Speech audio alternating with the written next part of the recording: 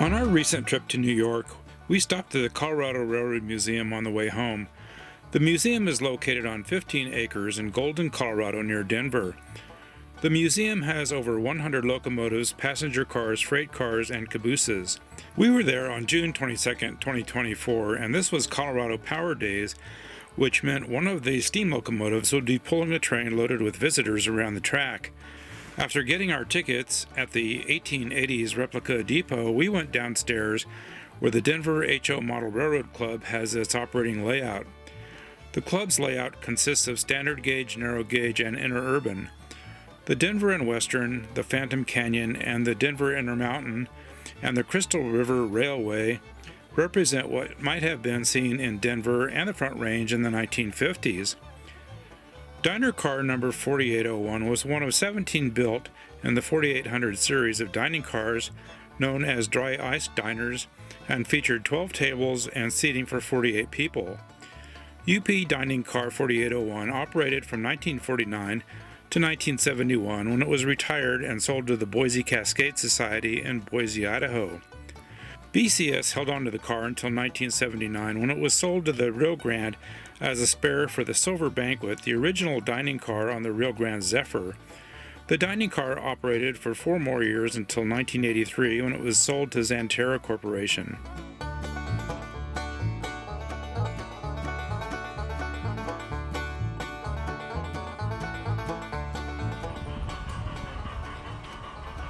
Located outdoors in the rail yard just north of the main depot building, the Denver Garden Railway Society's Outdoor Garden Railroad is one of the largest public garden layouts in the country.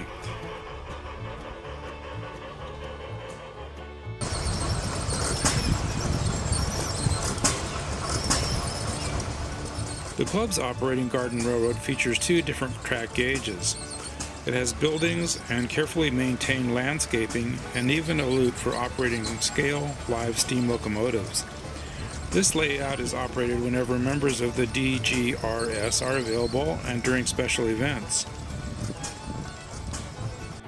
Rio Grande Southern number 74 was built by the Brooks Locomotive Works of Dunkirk, New York in 1898, originally for the Colorado and Northwestern Railroad as their number 30. It was later sold to the Colorado and Southern Railroad and later the Rio Grande Southern Railroad, where it was renumbered by the latter railroad to RGS 74 and operated in mixed train service until 1953. Denver and Rio Grande Western number 3011 is a diesel locomotive placed in service in the early 1960s. It pulled freight cars through the Rocky Mountains. Today, this pioneering model GP30 diesel locomotive is proudly displayed at the museum, serving as a reminder of the 1960s innovation from Colorado's not-too-distant past. Union Pacific Railroad 4455 was built in 1920 by the Lima Locomotive Works. After being retired from the UP, it was used by the Monolith Portland Western Company in Laramie, Wyoming. Manitou and Pikes Peak Steam Locomotive Number 1 is a unique locomotive specially designed to climb steep mountain slopes with grades up to 25%. The underside is equipped with a toothed cogwheel. As the wheel turns, it connects to a stationary rack rail in the track, thus helping to pull the train up the mountain and provide braking on the way down. The last operational F unit on the Rio Grande, F9 diesel number 5771, powered the Rio Grande Zephyr passenger train between Denver and Salt Lake City from 1971 to 1983. The Rio Grande Zephyr was the last non-Amtrak intercity passenger train in the United States. In 1984, numbers 5771 and 5762 powered the ski train between Denver and Winter Park. Both were retired that year.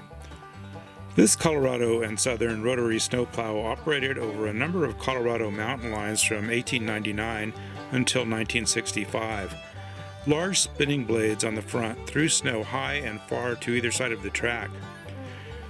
Power to spin the rotary blades was generated by a steam engine located in the plow. The plow could not move by itself and must be pushed by locomotives. The turntable came from the end of the Chicago, Burlington, and Quincy Railroad branch at St. Francis, Kansas. It is 74 feet long and was built in 1900 by the American Bridge Company of Chicago. A sophisticated center-bearing and counterbalance system allows two individuals to rotate a car or locomotive by pushing on the arms or cheaters. The Cornelius W. Hawk Roundhouse was completed in 2000 and is named after one of the museum's founders. It has 5 stalls and houses the tools and equipment needed to restore the rolling stock. In the roundhouse today is Denver and Rio Grande Western 491, an operating coal-burning steam locomotive of the K37 class. 493 operates on the Durango and Silverton Railroad, and 492 is being restored to service by the Cumbres and Toltec Scenic Railroad. Atchison, Topeka, and Santa Fe Observation Car Navajo is a stainless steel streamlined observation and sleeping car that ran between Chicago and Los Angeles on the Super Chief. The Super Chief was the first diesel-powered all-Pullman passenger train in the country. A significant portion of the 39-hour journey was through the American Southwest. Native American heritage was reflected in the interior decor and the name of each car.